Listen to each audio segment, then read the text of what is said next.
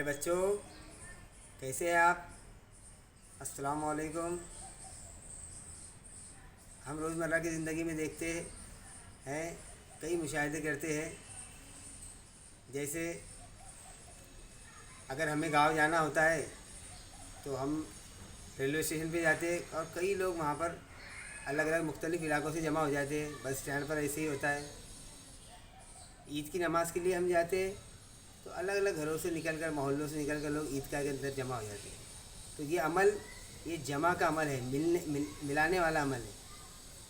तो हम हमारे आइंदा वीडियोज़ में जमा का अमल सीखने वाले हैं। इसलिए हमारे साथ अगले वीडियोज़ में बने रहिए।